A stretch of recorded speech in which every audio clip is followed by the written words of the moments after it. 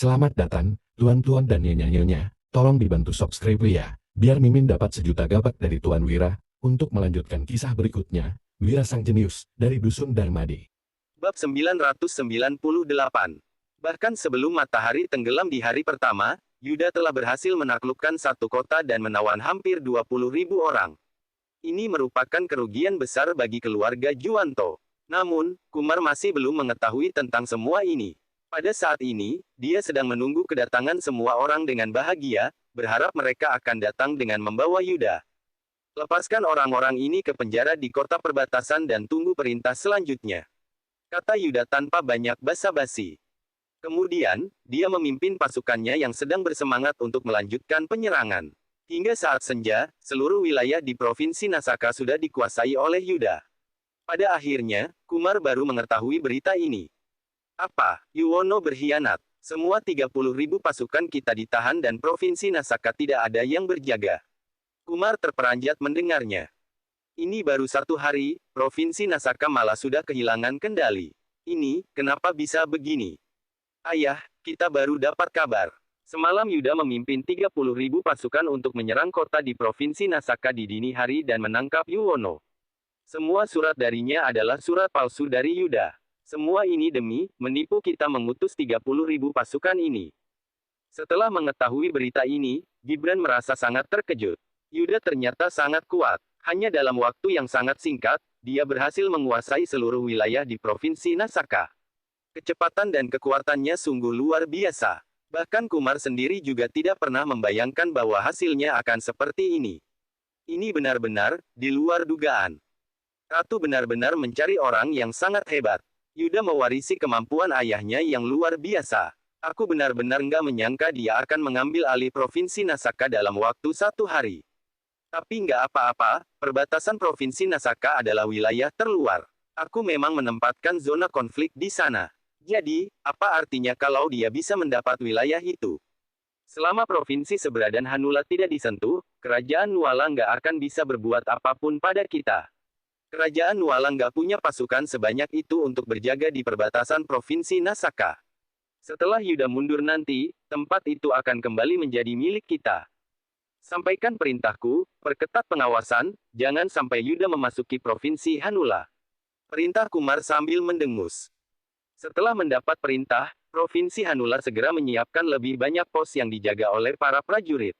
Yuda juga menyadari bahwa dia tidak mungkin mengalahkan keluarga Juwanto. Meskipun pasukannya terlatih dengan baik, perbedaan jumlah kedua belah pihak terlalu besar. Yang bisa dia andalkan hanyalah 30.000 pasukan ini. Namun, Yuda tampaknya tidak khawatir. Setelah berkemah, dia segera menulis 2 pucuk surat dan mengirimnya keluar pada hari yang sama. Surat pertama dikirim kepada keluarga Barus, sementara surat kedua tiba di tangan Wira. Kondisi perang di 3 provinsi pertama kali diketahui oleh Biantara, yang kemudian menyampaikan berita tersebut kepada Wira. Melihat hasil pertempuran, Wira tersenyum tipis. Yuda memang hebat, kecepatan penyerangannya ini bagaikan dewa perang. Bisa jadi setelah wilayahnya diambil alih selama seminggu, keluarga Juwanto malah masih belum sempat bereaksi. Ini sungguh menarik. Setelah itu, Biantara berkomentar. Kak Wira bilang tindakan Yuda sangat cepat, tapi kenapa aku merasa dia nggak serius ingin berperang?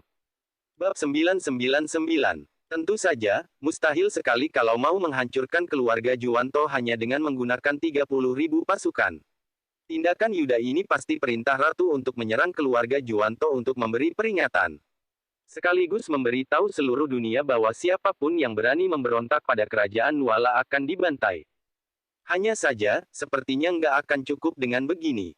Menurutku, sepertinya surat Yuda akan datang sebentar lagi.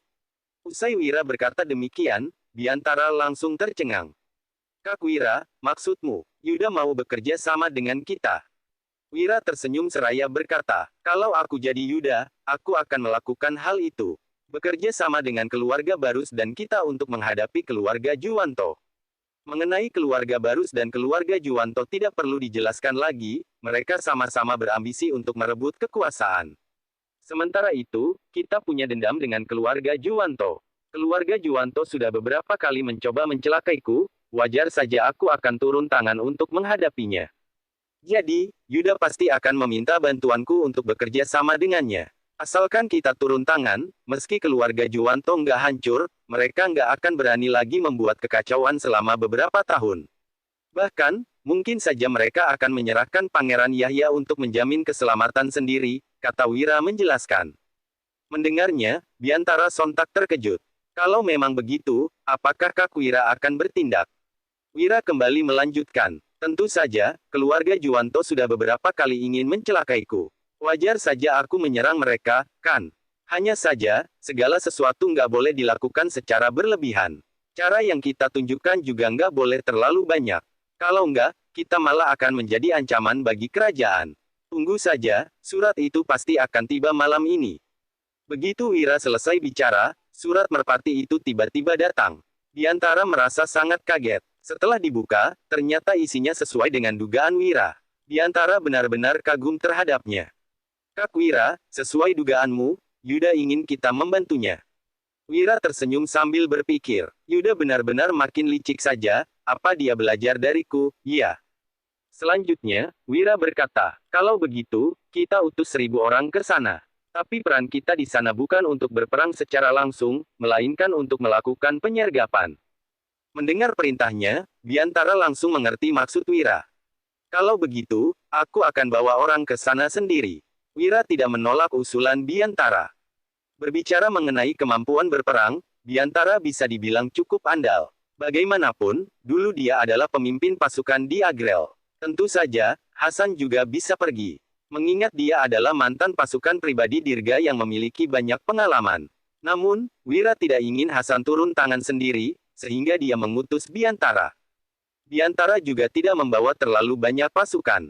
Sebagian besar adalah anggota dari jaringan mata-mata. Meski tidak bisa menimbulkan kerusakan yang terlalu besar, tetap saja bisa membuat keluarga Juwanto kewalahan.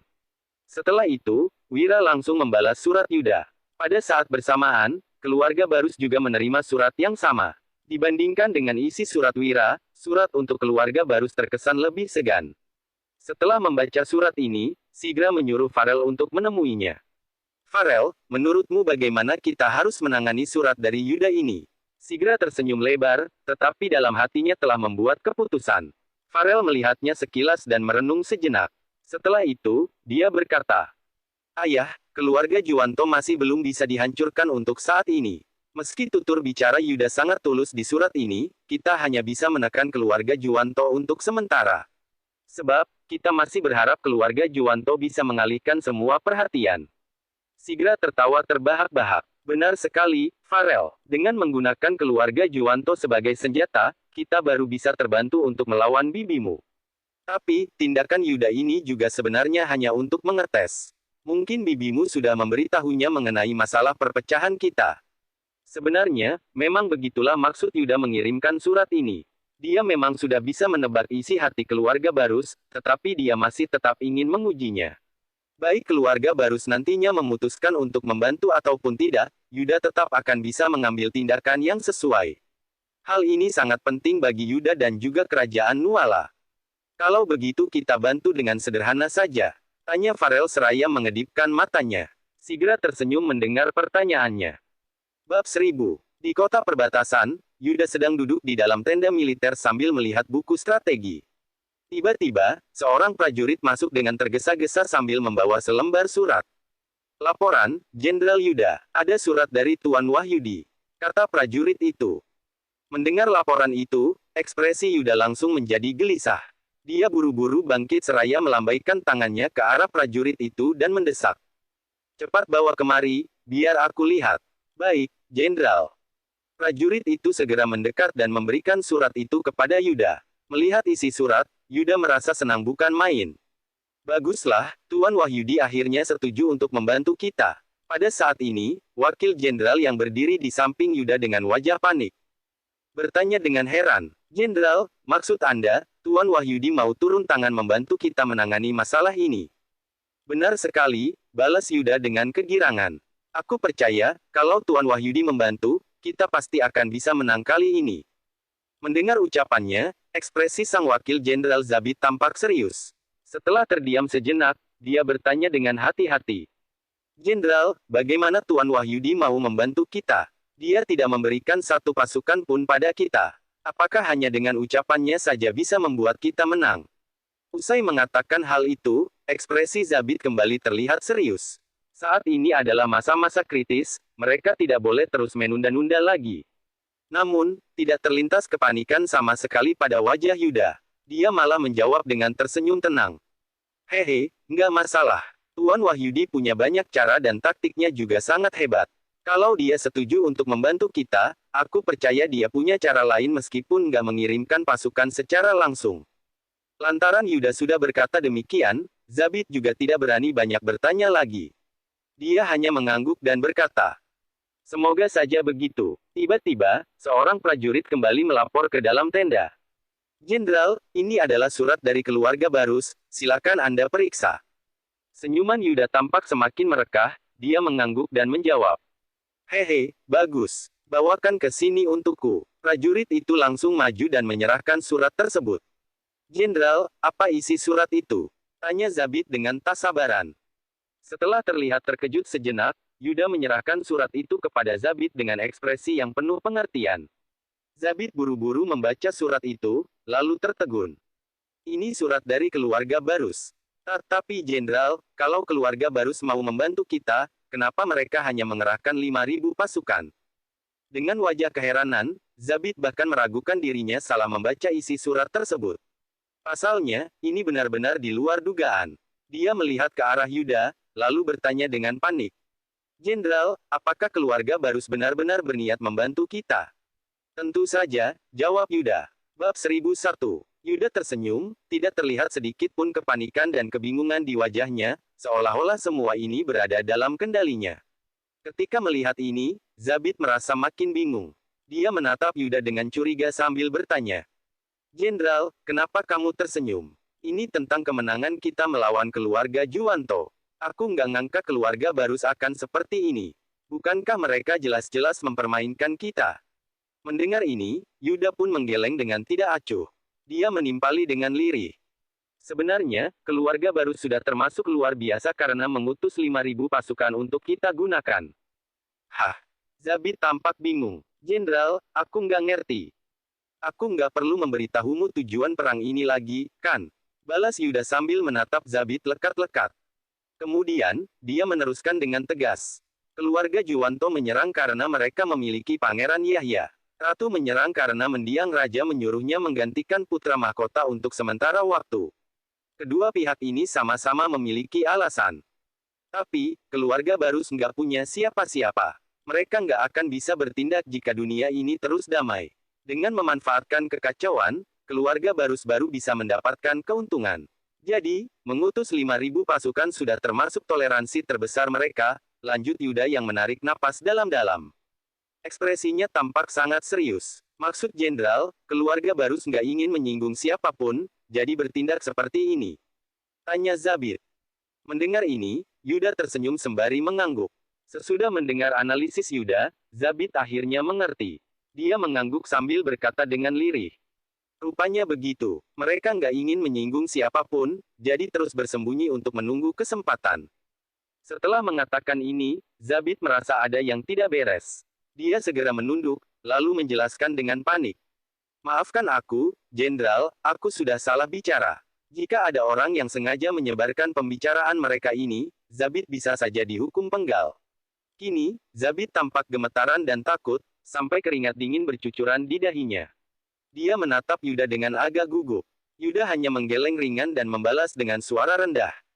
"Atur dulu 5.000 pasukan yang diutus oleh keluarga Barus." "Baik, Jenderal." Ketika melihat Yuda seperti tidak berniat menyalahkannya, ekspresi Zabit menjadi agak lega.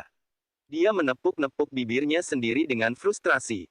Lain kali, dia tidak boleh berbicara selancang itu lagi. Tidak berselang lama, Yuda selesai menuliskan surat tantangan kepada Kumar. Akan tetapi, ekspresi Zabit tampak agak masam. Setelah ragu-ragu sejenak, dia berucap, "Jenderal, dengar-dengar Kumar telah mengumpulkan 50.000 pasukan untuk melawan kita. Kesenjangannya terlalu besar, gimana bisa menang?" Meskipun begitu, Yuda tetap terlihat tenang. Dia menyahut, "Nggak masalah, ada penasihat militer yang membantu kita. Kita sudah pasti memenangkan pertempuran ini." Kemudian, Yuda memerintahkan dengan tegas, Suruh Kumar menunggu kita di persimpangan antara kedua provinsi besok siang. Kita pasti akan mengalahkan mereka. Bab 1002. Beberapa saat kemudian, Kumar akhirnya menerima surat tantangan tersebut. Awalnya, Kumar sedang duduk di kamp sambil menikmati teh. Ketika menerima surat dari Yuda, dia pun tertegun sesaat sebelum tertawa terbahak-bahak. Kumar segera membaca surat tantangan itu. Kemudian, dia melemparkannya ke samping dengan ekspresi menghina. Menarik sekali, Yuda mengira dirinya begitu hebat. Dia ingin mengalahkan 50.000 pasukanku dengan 30.000 pasukannya. Dia kira dirinya dewa perang yang tak terkalahkan. Konyol sekali, hahaha. Wakil jenderal yang berdiri di samping Kumar pun mengangguk sambil membalas. Benar, meskipun Yuda dikenal sebagai jenderal tak terkalahkan, kesenjangan kekuatan kali ini terlalu besar. Dia sudah pasti akan mati, kecuali menyerah dan tunduk kepada kita. Perkataan wakil jenderal ini membuat Kumar tergelak lagi. Sorot matanya tampak berbinar-binar, sedangkan ekspresinya dipenuhi keangkuhan. Kali ini, Kumar yakin dirinya akan menang. Dia bersumpah akan melenyapkan Yuda yang merupakan momok terbesar ini. Setelah ratu kehilangan orang kepercayaannya ini, dunia ini pasti akan menjadi milik keluarga Juwanto. Hati Kumar dipenuhi penantian. Dia terkekeh-kekeh sambil mengangguk, lalu menggebrak meja dan bangkit dari kursinya. Dia memerintahkan, "Kumpulkan pasukan, ikut aku ke persimpangan Provinsi Nasaka." Baik, dengan demikian, sekelompok orang segera menuju ke Provinsi Nasaka. Di sisi lain, Yuda dan 35.000 pasukannya sudah menunggu di sana. "Jenderal, mereka sudah datang," seru Zabit. Ketika menatap Kumar, ekspresinya tampak serius dan waspada. Ketika melihat sudah dekat, Kumar tiba-tiba mengangkat tangan untuk menghentikan pasukan di belakangnya. Kemudian, dia menarik tali kudanya sambil tersenyum dan maju beberapa langkah. Ketika melihat situasi ini, wakil jenderalnya Kumar sontak merasa panik. Dia ingin maju, tetapi Kumar melambaikan tangan, sebagai isyarat untuk diam di tempat. Yuda ikut maju beberapa langkah.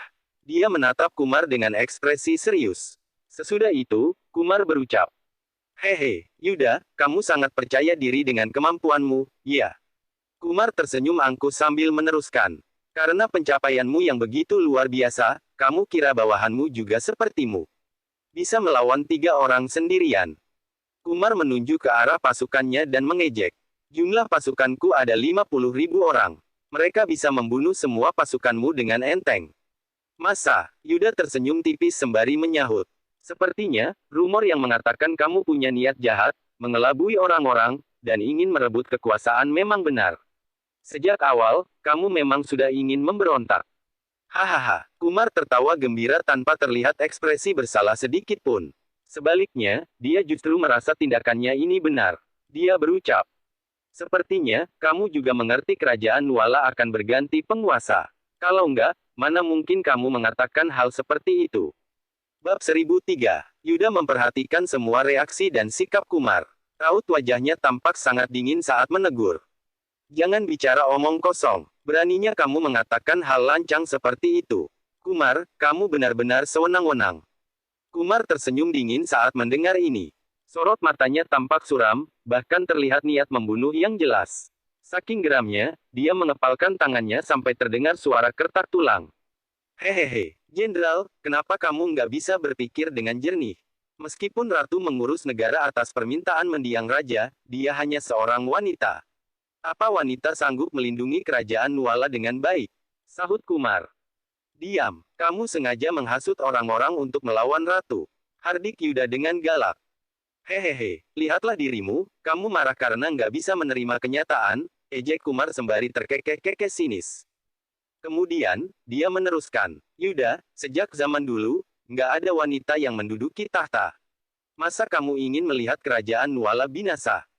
Wajah Kumar dipenuhi amarah.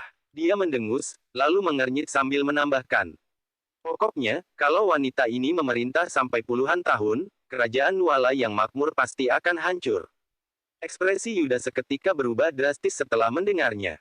Kumar benar-benar telah dibutakan oleh kekuasaan dan keuntungan. Berani sekali dia melontarkan kata-kata lancang seperti ini. Sungguh konyol. Yuda mendengus dingin dengan ekspresi menghina. Dia menatap Kumar dengan tidak acuh sembari membalas, "Kumar, kamu nggak berhak untuk membuat keputusan. Kalau tahu diri, sebaiknya cepat tarik pasukanmu dan minta maaf kepada ratu. Mungkin, hukumanmu akan diringankan. Yuda menunjuk Kumar dengan pedangnya. Tatapannya tampak sinis saat melanjutkan. Kalau terus bersikap keras kepala begini, kamu seharusnya tahu konsekuensinya akan seburuk apa, kan? Kumar tampak murung saat diancam dan dihina oleh Yuda. Dia pun membentak. Yuda, kamu juga nggak berhak untuk mengaturku. Setelah mengatakan ini, Kumar tiba-tiba menyadari sesuatu. Dia tersenyum sinis, lalu menatap Yuda dengan tatapan mengejek dan bertanya. Yuda, kamu terus berbasa-basi denganku, jangan-jangan kamu sengaja mengulur waktu. Kumar terkekeh-kekeh. Dia mencemooh. Hehe, Yuda, sebaiknya kamu nggak perlu melakukan hal-hal nggak berguna seperti ini. Untuk apa kamu buang-buang waktu? Kamu sudah pasti kalah hari ini. Atau mungkin kamu punya pasukan yang sedang dalam perjalanan kemari. Perkataan Kumar ini sontak membuat semua orang tertawa terbahak-bahak. Ekspresi mereka penuh dengan hinaan. Mereka sama sekali tidak takut pada Yuda.